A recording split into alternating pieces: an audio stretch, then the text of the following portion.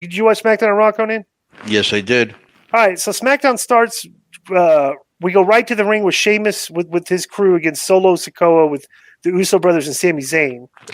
Holland and Butch went after Zayn. They were quickly taken out by the Usos, who did the broadcast table on top of. There's a lot of action. There's a lot of stuff going on in this match. Like this is and Solo's a good worker. I like him. And Sheamus, of course, goes in and beats the piss out of you. So this was a good physical matchup.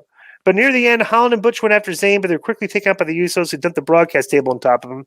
Sheamus dove from the top rope and performed a double close on the Usos. Very well done and very good camera shot on this. I don't know if you guys remember this, but they dumped the table on them. Their backs are to the ring, but you can see the camera shot is so where you see Sheamus climbing up on the top rope.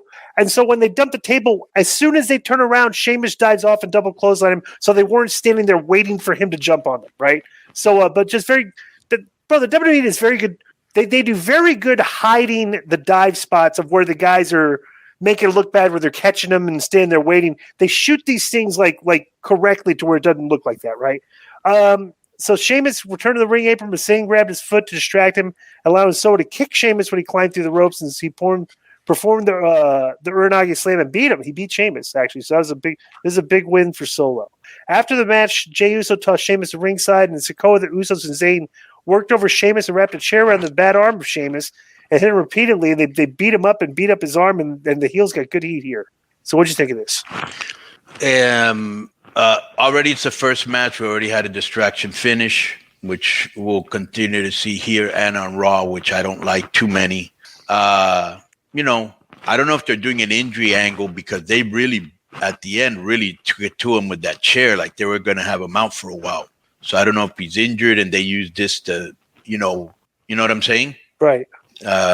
So yeah, I know there could be an injury angle. Right. All right. So earlier the day, Rey Mysterio shows up in the building, and Ludwig Kaiser and Gianna Vinci were waiting for him. And Kaiser said Rey facing Gunther would be the end of Rey, and he challenged either one of them to the match. That was a very short description, but this was actually a pretty good exchange. Yeah, because they were making fun of him, and he was stepping up, and this was good. This was a good. Bro, they do so well, and they make the most of their backstage segments. Like this was good furthering storyline. Go ahead. Yeah, this was very well done, and they're not making Rey look like he looked very confident. Yeah. Exactly. Yeah.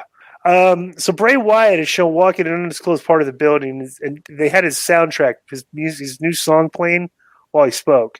He apologized for not getting to finish what he was saying last week, and he recalled saying revenge is a confession of a pain, and he still believes that. He confessed that he's had problems and always has, and said anger can take him places he doesn't want to be. He said he gets chances that most people won't get. He said he was happy and content being left alone, but he's also confessed he's happy that he wasn't left alone. And Wyatt said he's thankful now because he can see. He said he knows who you are and what you want and what you're trying to do. He said it won't work. He confessed that he will do horrible things and will never feel sorry for them. He says it's a servant who goes where the circles take him. All right, now I'm going to be outside. I'm going to be outside the box here, but I don't want to say it's a problem I have with Bray Wyatt, but it's like, bro, this guy is constant. Like his interviews and promos are just all talking about himself all the time and his problems and everything. He needs to my thing with this is, all right, we get you, you're back. Let's not do 4 or 5 weeks of you doing these promos. Bro, challenge somebody. Let's get you in an angle with somebody.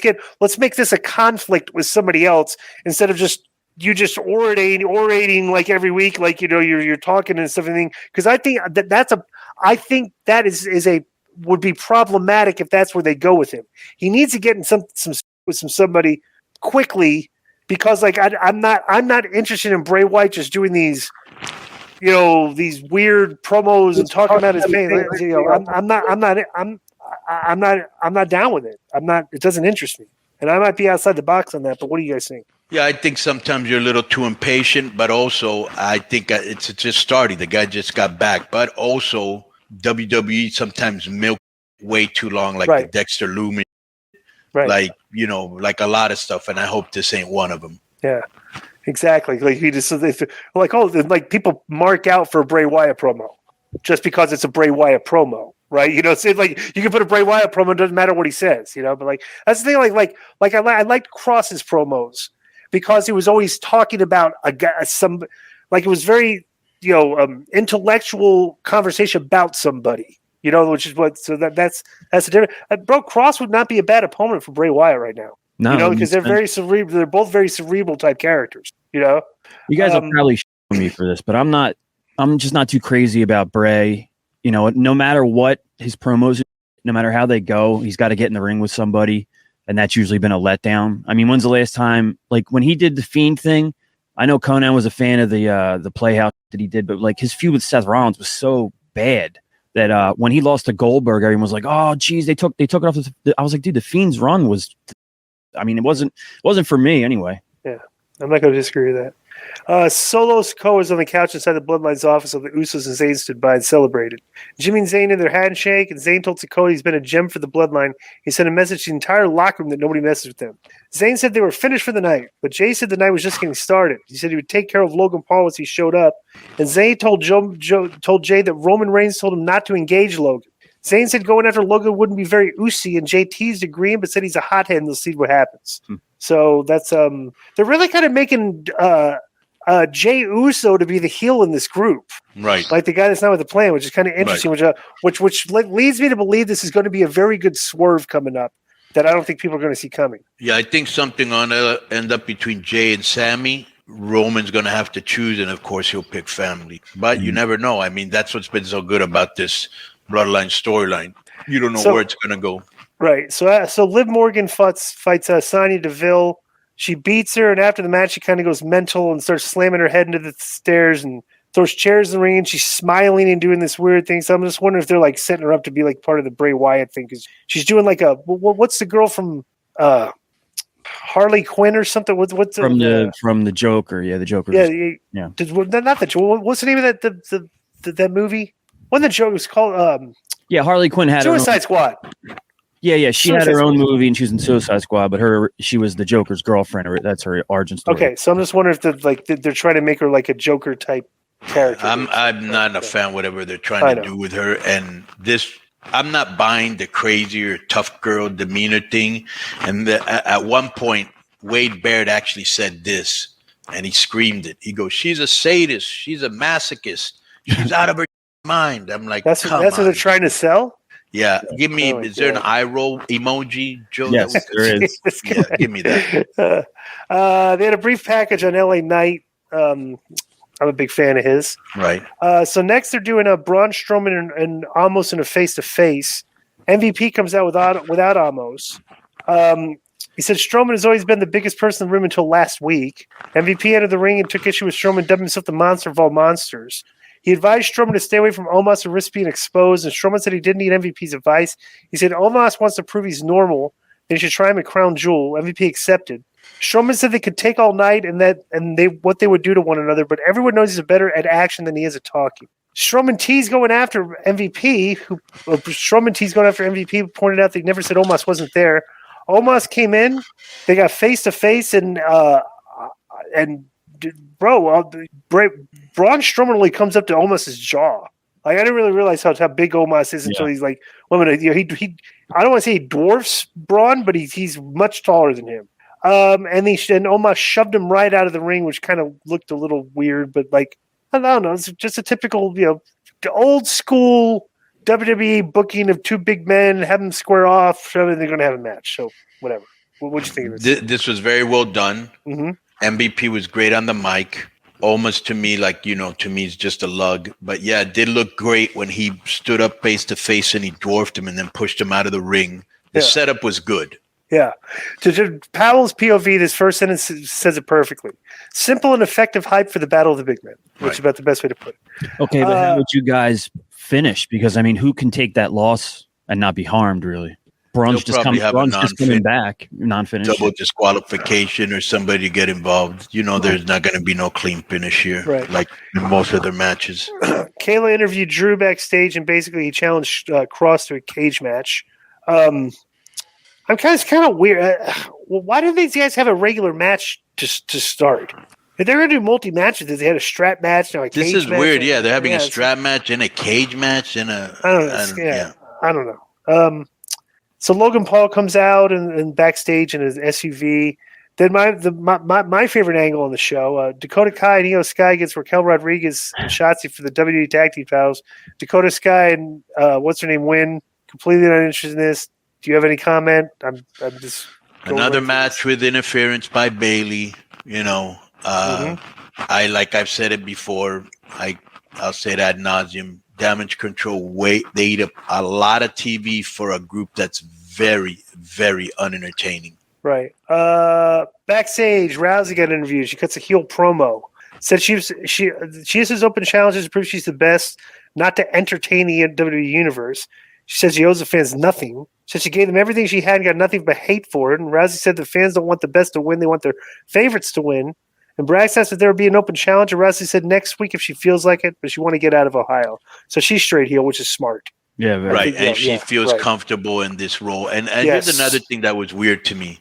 Did you see at the end of the Shotzi Raquel match when they were both sitting on the floor and Shotzi is in between her legs and she's hugging her like a little girl, like she used to do with Aaliyah? I didn't see that. I don't know if that's some sort of big girl, little girl, big fetish. Yeah, weird. Right. Yeah. It's kind of. Because he was doing it with Aaliyah too. Very, I don't know, looks creepy. Well, unless they turn it into something. Unless they turn it into she's trying something. to be like her, like she thinks she's like the mommy to all these girls, and like she's that's not like I don't know. Bro, they missed the boat on Rodriguez. They don't know what to do with her. She's just a smile and a lat spread, Right. So they do. So next is Santos Escobar. They're backstage, sitting on a nice couch, everything, drinking. Talking about Zelina Vega. She's beautiful, ruthless, and powerful. She said she's been successful in everything they've ever done. They stood up from the couch, and the camera pulled back to show Joaquin Wilde and Cruz del Toro standing with them. And Escobar said their legacy of SmackDown begins by destroying Hit Row. So Hit Row is watching this on the monitor, and they go to them, and they're very upset about this. So that's about the best. Okay, so I love Legado. That's my boy. I spent a lot of time with Fantasma.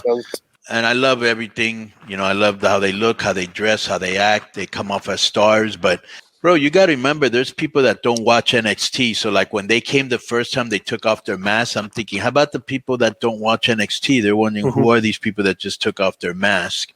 And I think they need to put a backstory of who they are, why they're there. They haven't done that. And Hit Row, to me, just feels kind of whack right now. Mm-hmm. Yeah.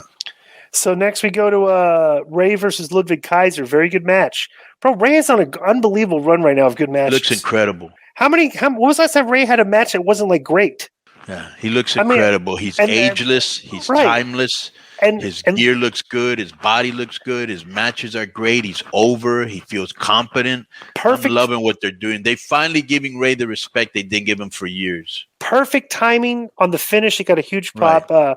Rey picked up the chair, tossed it towards Gunther, who swatted down, and Rey laid down and acted injured like Eddie Guerrero. Right. So they kicked him out of ringside. Right. Rey returned the apron and dropped Kaiser with a kick, and Rey went for top rope. The referee did a great job of being animated and throwing him out. Yeah. Kaiser put his knee up and hooked Rey into a pin for a 2 count. 619 chant broke out. Right on cue, Rey performed a Hurricane Rana that put Kaiser against the ropes, hit the 619 and then dropped a dime on Kaiser before pinning him. And that's basically now, Eddie. How many guys at his age can wrestle somebody that's probably? How do you think this Kaiser guy 27, 28 probably? And bro, he was hanging with him every bit of the way. Yeah. He's in good, bro. Those stem cells are probably like rejuvenate his career. Right. I'm not going to go into great detail with this, but basically Logan Paul comes out for a promo. He's putting over the match. It's not a bad promo. I heard he doesn't like doing promos because he feels uncomfortable. He did not look uncomfortable at all. He said he didn't need Paul Heyman talking for him. He said definitely doesn't need friends who look like Sami Zayn. He said he knows he's the underdog, but he said he should be. But he says no one expects some kid from social media to beat the GOAT. And he asked what happens if he does. Crowd started making noise while Logan continued to speak, and then all of a sudden Jey Uso attacks him out of nowhere, and basically Sami Zayn came out to try and talk Uso down, but then Uso went after Paul, and Paul knocked him out cold with one punch. And I guess that's the storyline that they're trying to sell, is that what if Logan Paul hits Roman with a punch and knocks him out and pins him? So that was the end of the show. But it was an effective angle that furthered storylines, but it's like, all right, whatever. What'd you think of this? He didn't get booed as much, probably because he was in Ohio, but he's still getting booed. Mm-hmm. He had some lines in there, that I wasn't with.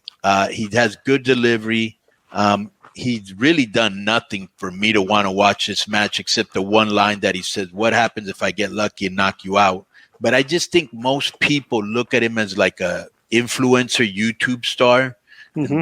They don't think he deserves to be there, and they don't think he has any chance against Roman. I don't think most people take him as a serious challenge. Right.